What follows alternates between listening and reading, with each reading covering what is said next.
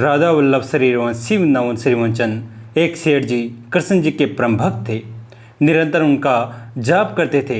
वह रोज स्वादिष्ट पकवान बनाकर कृष्ण जी के मंदिर के लिए निकलते थे, पर रास्ते में ही उसे नींद आ जाती और उसके पकवान चोरी हो जाते।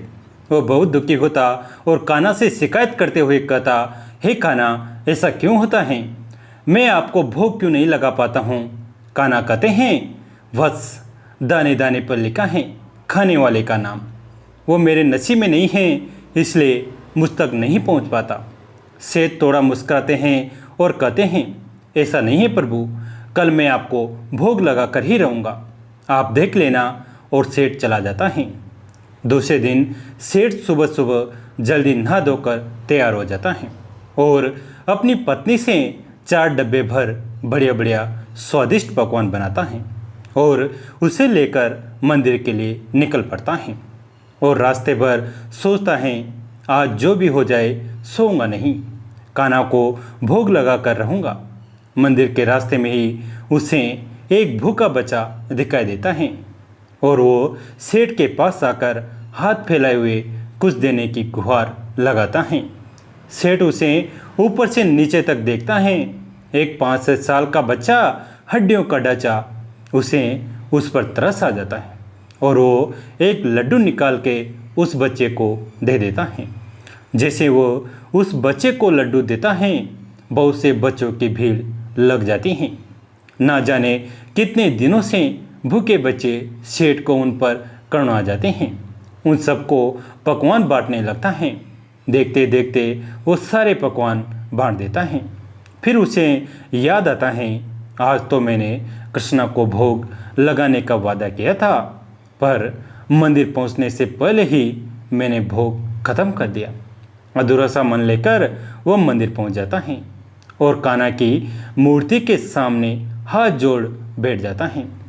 कान्हा प्रकट होते हैं और सेठ को कहते हैं, लाओ, जल्दी लाओ मेरा भोग, मुझे बहुत भूख लगी है, मुझे पकवान खिलाओ।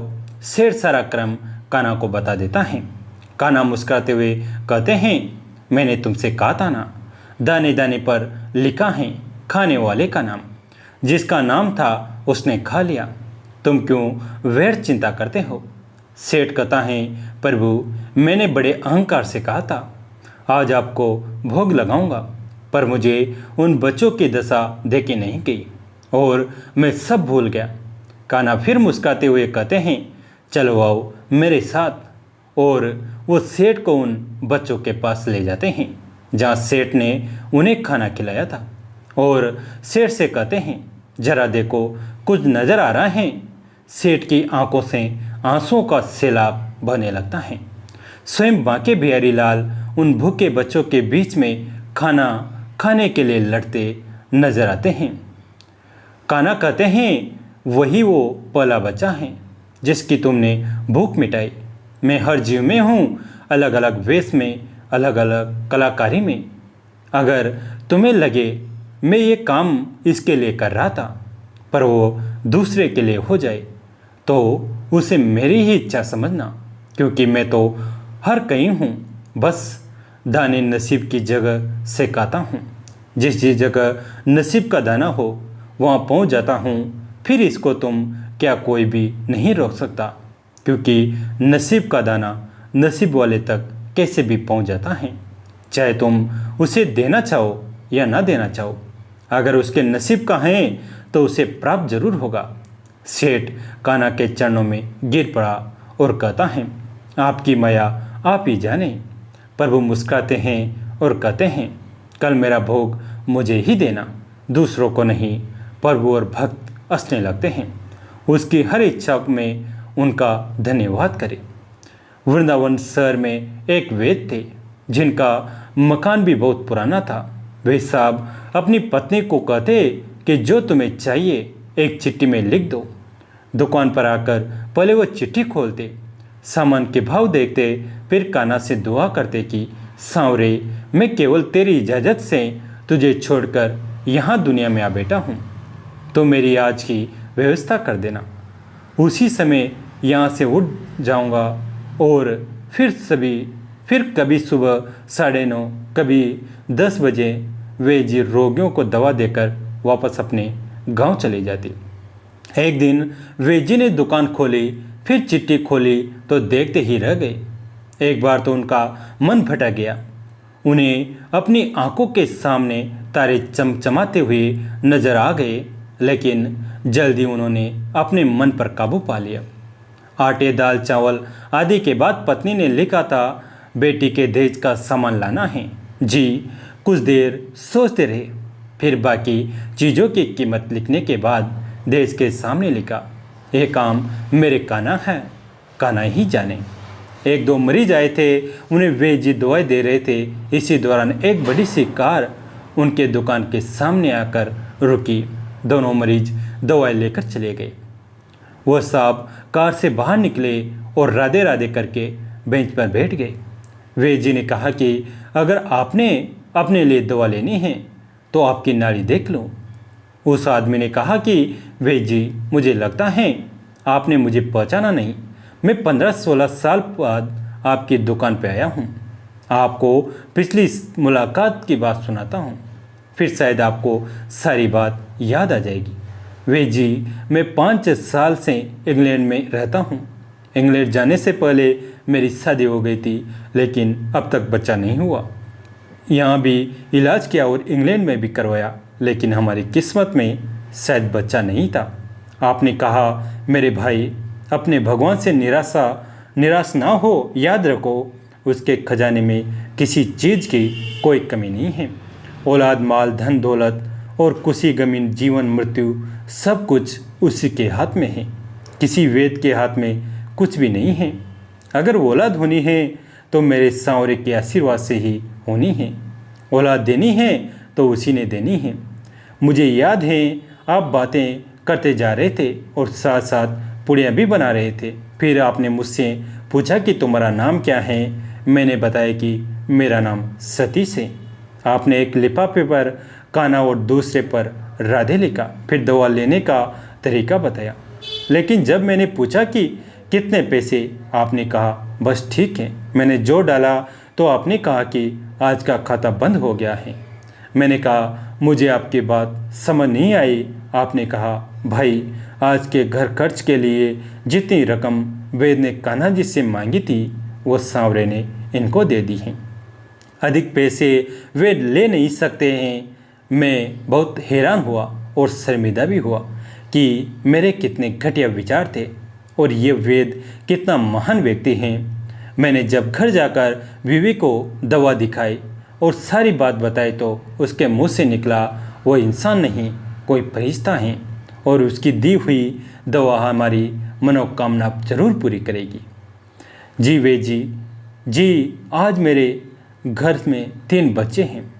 हम पति पत्नी हर समय आपके लिए दुआएं करते हैं। जब भी वृंदावन में छुट्टी में आया, कार उधर रोकी, लेकिन दुकान को बंद पाया। कल दोपहर भी आया था, दुकान बंद थी। एक आदमी पास ही खड़ा हुआ था। उसने कहा कि अगर आपको वेद जी से मिलना है तो सुबह 9 बजे अवश्य पहुंच जाए, वरना उनके मिलने की कोई गारंटी नहीं है। इसलिए आज सवेरे सवेरे आपके पास आया हूँ।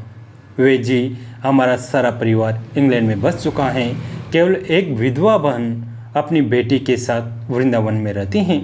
हमारी भांजी की शादी इस महीने की 21 तारीख को होनी थी। इस भांजी की शादी का सारा खर्च मैं अपने जिम्मे लिया था। 10 दिन पहले इसी कार में उसे मैं पानीपत अपने रिश्तेदारों के पास भेजा कि शादी के लिए जो चीज़ चाहे खरीद ले। उसे पानीपत जाते ही बुखार हो गया, लेकिन उसने किसी को नहीं बताया। बुखार की दवा खाती रही और बाज़ारों में फिरती रही। बाज़ार में फिरते फिरते अचानक बेहोश होकर गिरी। उसे अस्पताल ले गए। वह बेचारी इस दुनिया से चली गई। इसके मरते न जाने क्यों मुझे और मेरी पत्नी को आपकी बेटी का ख्याल आया। हमने और हमारे सभी परिवार ने फैसला किया है कि हम अपनी भांजी के सभी दहेज का साज सामान आपके यहाँ पहुँचा देंगे। शादी जल्दी है तो इंतज़ाम खुद करेंगे और अगर अभी कुछ देर है तो सभी खर्चों के लिए पैसा आपको नकदी पहुंचा देंगे। आप कृपा करके मना मत करना, अपना घर दिखा दें ताकि सारा सामान वहां पहुंचाया जा सके। वैद्य जी हैरान परेशान हुए, बोले, सतीश जी, आप जो कुछ कह रहे हैं मुझे समझ नहीं आ रहा। मेरा इतना मन नहीं है। मैं तो आज सुबह जब पत्नी के हाथ की लिखी हुई चिट्ठी यहाँ आकर खोलकर देखा तो मिर्च मसाला के बाद जब मैंने सब पढ़े बेटे के दहेज का सामान, तो तुम्हें पता है मैं क्या लिखा? आप खुद ये चिट्ठी जरा देखें। सतीश जी ये देखकर हैरान रह गए कि बेटी के दहेज के सामान लिखा हुआ था। यह काम कान्हा का है, कान्हा ही जाने।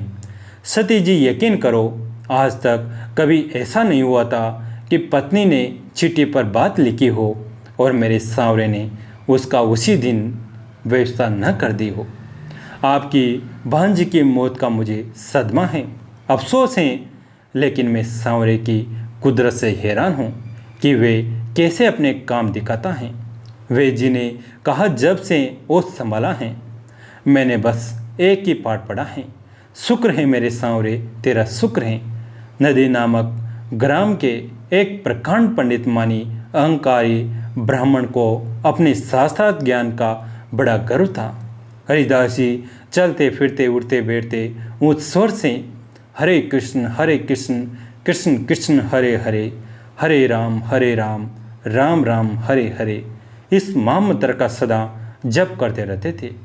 उस मान के भूखे ब्राह्मण को हरिदास जी की प्रसिद्धि से जलन हुई। इन्हें अपवित्र मुसलमान और महामंत्र का अनधिकारी समझकर एक दिन वह अहंकारी ब्राह्मण हरिदास जी से साक्षात करने के लिए तत्पर हो गया। उसने इनसे पूछा, क्यों जी मुसलमान के लिए इस महामंत्र जो उपनिषद का मंत्र है का जप करना कहाँ लिखा है? ये तुम्हारी अनिदाकारी चेष्टा है। जो तुम्हें भगवत भक्त कहकर तुम्हारा सम्मान करते हैं वे भी पाप करते हैं। शास्त्र में लिखा है, जहाँ अपूज्य लोगों की पूजा होती है और पूज्य लोगों की उपेक्षा की जाती है, वहाँ दुर्भिक्षण, मरण, भय और दरिद्रते ये बातें होती हैं। इसलिए तुम इस अशास्त्रीय कार्य को छोड़ दो। तुम्हारे ऐसे आचरणों से देश में दुर्भिक्ष पड़ जाएगा। हरिदास जी ने बड़ी नम्रता से कहा, विप्रवर, मैं नीच पुरुष भला शास्त्रों का मर्म क्या जानूं, किंतु आप जैसे विद्वानों के ही मुख से सुना है कि चाहे वेद शास्त्रों के अध्ययन का द्विजातीय के अतिरिक्त किसी को अधिकार न हो, किंतु भगवान नाम तो किरात, होण, आंध्र, पुलिंदा, पुलकस, आधीर, कक, यवन व खस आदि की जितनी भी पाप योनि और जंगली जाति हैं सभी को पावन बनाने वाला है। भगवान नाम का अधिकार तो सभी को समान रूप से है। हरिदास जी के इस शास्त्र सम्मत उत्तर को सुनकर ब्राह्मण ने पूछा, खैर भगवान नाम का अधिकार सबको भले ही हो, किंतु मंत्र का जप इस प्रकार लोगों को जताकर जोर जोर से करने से क्या लाभ? शास्त्रों में मानसिक, उपांशु और वाचिक ये 3 प्रकार के जप बताए हैं, जिनसे मानसिक जप से सहस्त्र गुणा उपांशु जप श्रेष्ठ हैं, उपांशु जप से लक्ष गुणा मानसिक जप श्रेष्ठ है। तुम मन में जप करो, तुम्हारे इस जप को तो मानसिक, उपांशु अथवा वाचिक किसी प्रकार का भी जप नहीं कर सकते। यह तो वैखरी जप है जो अत्यंत ही नीच बताया गया है। हरिदास जी ने उसी प्रकार नम्रतापूर्वक कहा, महाराज, मैं स्वयं तो कुछ जानता नहीं, किंतु मैंने अपने गुरुदेव श्री अद्वैताचार्य के मुख से थोड़ा थोड़ा शास्त्र का रहस्य सुना है। आपने जो 3 प्रकार के जप बताए हैं और जिनमें मानसिक जप को सर्वश्रेष्ठता दी है, वो तो उन मंत्रों के जप के लिए हैं जिनकी विधिवत गुरु के द्वारा दीक्षा लेकर शास्त्र की विधि के अनुसार केवल पवित्र अवस्था में ही संगोपांग जप किया जाता है। ऐसे मंत्र गोप्य किए जाते हैं, वे दूसरों के सामने प्रकट नहीं होते, किंतु भगवान नाम के लिए तो शास्त्रों में इस प्रकार गुप्त रखने की कोई विधि नहीं बताई गई है। इसका जप तो सर्वकाल में, सर्व स्थानों में, सबके सामने और सब परिस्थितियों में किया जाता है। अन्य मंत्रों का चाहे धीरे धीरे जप का अधिक महात्म्य भले ही हो, किंतु भगवान नाम का महात्म्य तो जोरों से ही उच्चारण करने में बताया गया है। भगवान नाम जितने जोरों से उच्चारण किया जाएगा उसका उतना ही अधिक महात्म्य होगा, क्योंकि धीरे धीरे नाम जप करने वाला तो अकेला अपने आप को ही पावन बना सकता है, किंतु सबको जताकर उस स्वर से की संकीर्तन करने वाला तो सुनने वाले जड़ चेतन सभी को पावन बनाता है और दूसरे मनुष्य को भी भगवान नाम करने के प्रति प्रेरणा देता है। मन ही मन हरि नाम जप की अपेक्षा औरों को जताकर उस स्वर से हरि नाम कीर्तन का फल 100 गुना अधिक है। इसका कारण है कि मन ही मन जप करने वाला व्यक्ति केवल स्वयं को ही पवित्र करता है, परंतु उस स्वर से कीर्तन करने वाला तो अपने साथ साथ सुनने वालों को भी जप करने की प्रेरणा पहुंचाता है, उन्हें पवित्र करता है और भगवान नाम के जप से परिचित कराता है। तात्पर्य यह है कि अपने उद्धार के लिए मन ही मन तो सभी जप करते हैं, परंतु जो अपने साथ साथ दूसरों के उद्धार के लिए भी हरि नाम रूपी गोविंद जप को इस भावना से मेरे संकीर्तन से प्रेरित होकर और भी लोग जप करें, औरों को जताकर उस स्वर से जप करता है, भगवान नाम उससे अधिक संतुष्ट होते हैं। कैसी लगी आज की कथा? अगर अच्छी लगे तो इसे अपने दोस्तों के साथ, फैमिली के साथ शेयर करें। कहानी अंत तक सुनने के लिए आप सभी का